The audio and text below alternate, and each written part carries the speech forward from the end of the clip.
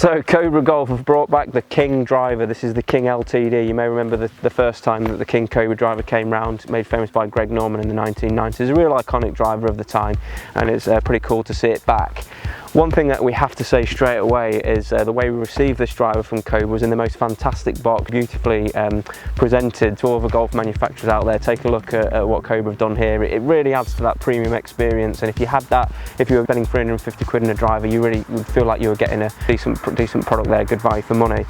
So let's have a look at the King LTD. LTD stands for Living the Dream, by the way. Head cover, got a zip on it. We don't see that too often these days. We've got more of this, the kind of boxing glove type head cover in a lot of drivers nowadays. This is still looks pretty cool though. Take it out, and the first thing that you're struck by is this something that's called the spaceport on the back. Let's delve into a little bit of that technology now. Okay, so what is a spaceport and what does it do? Well, Cobra's R&D team have actually been working very closely with guys who work in aerospace technology. They've worked with a company called CASIS, the Centre for Advancement of Science in Space.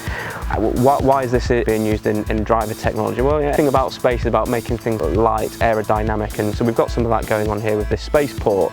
It's a 16-gram removable weight, which helps bring the centre of gravity in the club down, get that nice high launch, give a bit more forgiveness, low spin. They're actually saying that this is the first zero gravity driver, which they say that most of the clubs, they're kind of, the centre of gravity is actually above that neutral access line. Cobra have managed to get that centre of gravity actually along that access line, which kind of, they say they're not 100% sure it's a first, but they're pretty certain that it is. So we've got the spaceport technology there, that weight comes out, and what you can then do is actually look inside the club and see some of the technology that's going on in there. And some of the space technology is actually in the coil and how that actually sits on there, the way that actually screws in. It doesn't actually waste any weight by actually getting that weight on there. You see some drivers have got these track systems where actually there's weight used to keep them in place, whereas this is a very clever way of getting that weight low in the club, but it's not wasting any weight. We've also got a load of weight savings from this carbon fibre crown, which again is part of the aerospace technology involved with that. And then we've got a really fast titanium face, which has got the Cobra speed channel on there, just for really improved ball speeds right across the face. So all in all, what Cobra is saying this driver is going to do is going to create nice high launch, going to create low spinning, going to create phenomenal ball speeds off that face.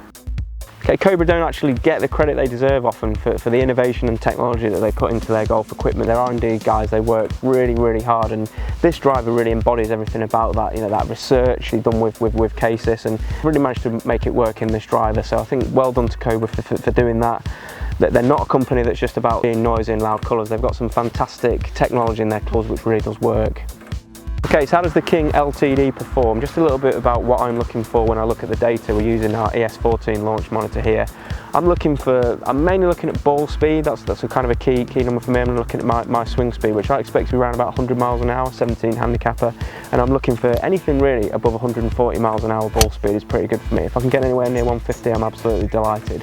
So what are my numbers like with the King LTD? Well, straight off the bat, I found that first couple of shots, they're just absolutely really good ball speed, about 142, 143 miles an hour. Averaging out, after hitting about 15 shots, average distance for about 250, average ball speed about 140 miles an hour. I got one out there about 265, which that's kind of getting towards my limit for me, so that's absolutely fantastic.